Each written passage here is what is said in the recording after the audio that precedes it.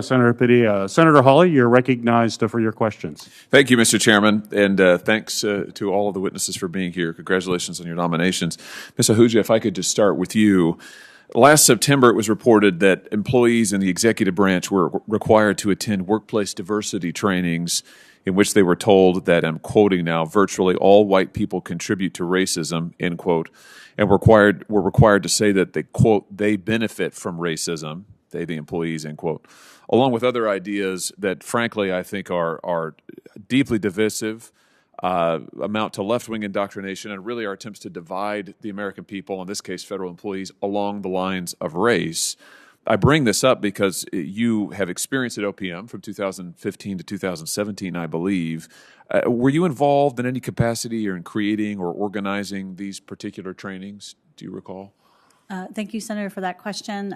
No, I wasn't involved in those trainings, but I'm aware, in my current organization, and we work with a lot of members in the Northwest, that a lot of companies are using diversity inclusion trainings. They find it as an important resource to create a supportive and inclusive environment and really help them have a competitive advantage of really understanding people from all walks of life. So not particular to OPM, but certainly I've seen it more broadly being used in this country more and more. And do you support it? I mean, the last administration ceased diversity training that contained any elements of what is sometimes called critical race theory. Do you agree with that decision by the prior administration or no?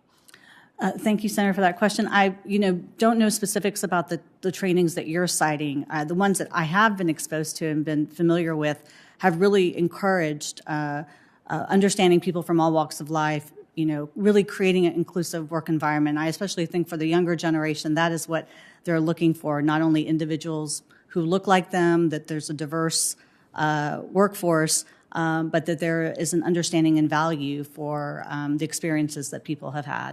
Let me ask you this: during your time as CEO at Philanthropy Northwest, you've repeatedly invoked the work of Dr. Kendi, who has become famous for his theory of anti-racism. Mm-hmm. In a blog post that you wrote, you endorsed an article by Dr. Kendi where he claimed that Donald Trump's election in 2016 was an example of racist progress. Those are his words, racist progress. Do you agree with Dr. Kendi's claim that the election of the former president was racist progress? Thank you, Senator, for that question. I have worked with Dr. Kendi. He's come to speak at events where we have promoted greater conversation around issues of racial equity and equality. I don't know specific to that statement, but he's been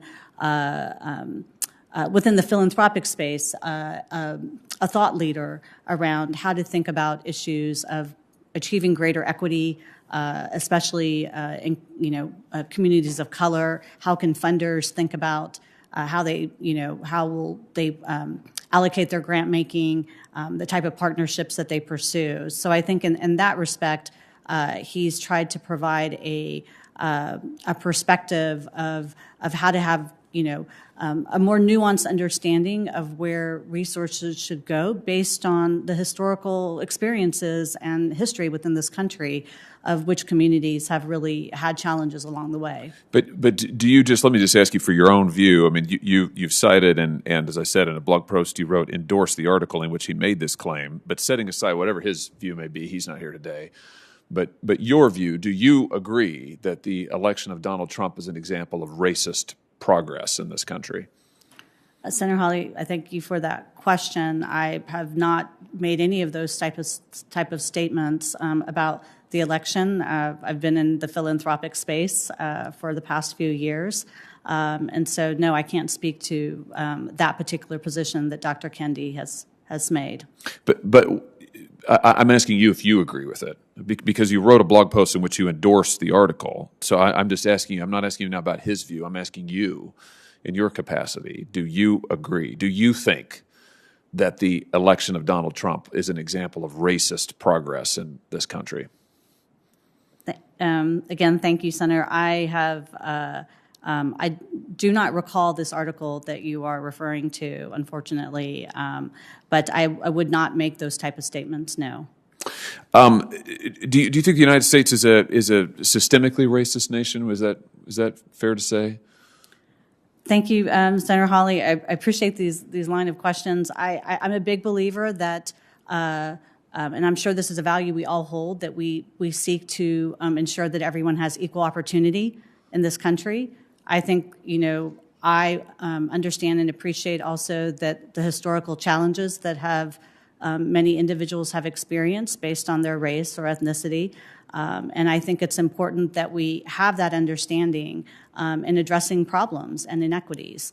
And so having very tailored approaches, that's the work we did in the philanthropic space, was to understand the experience of indigenous peoples, especially in the Northwest. What are the type of solutions that our funders may want to think about as far as supporting those communities, and so on.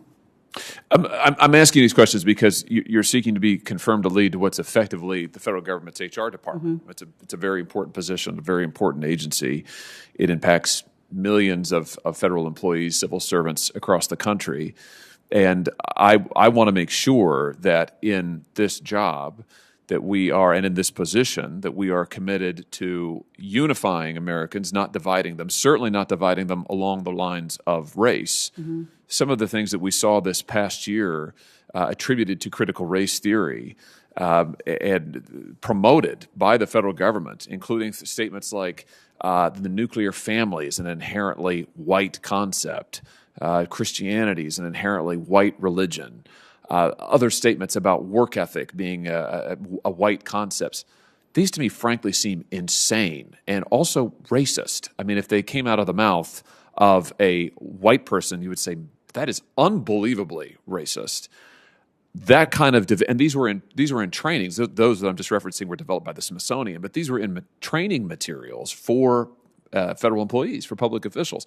I think it's vital that we commit to not trying to divide Americans along lines of race. And so my question to you, my final question to you is that will you commit to uphold and protect our merit-based employment system and the core values that underpin that, and not any effort to introduce considerations of political ideology, racial ideology, or anything other than the merit-based employment system and the laws that define what those considerations and qualifications should be? Thank you, Senator. I do understand the role of this position. I very much take that very seriously, and upholding merit system principles. I also understand the value of no one should be discriminated based on their race. I was a former civil rights lawyer, and I take that very seriously. I think we all uphold what Martin Luther King Jr. said, which is we should be judged by the content of our character and not the color of our skin, and that's the approach that I've taken. Very good. I see I'm out of time, Mr. Chairman. I think we also have a vote call. I'll just say, I'll put this for the record. I want to make sure for the Board of Governors, as a state with many, many rural communities, I want to make sure, and I'll give this to you. We don't have time to have you answer, but I'll give it to you for the record. I want to make sure that we protect rural delivery and rural post office. That is so important to my state. Millions of Missourians rely on that, and others across the country. But I just want to get from you your commitment, again, we'll do it for the record, that you will work to protect access and delivery services for rural Americans. So I'll give that to you in writing. Thank you so much, Mr. Chairman. Thank you, Senator Hawley. Senator Ossoff,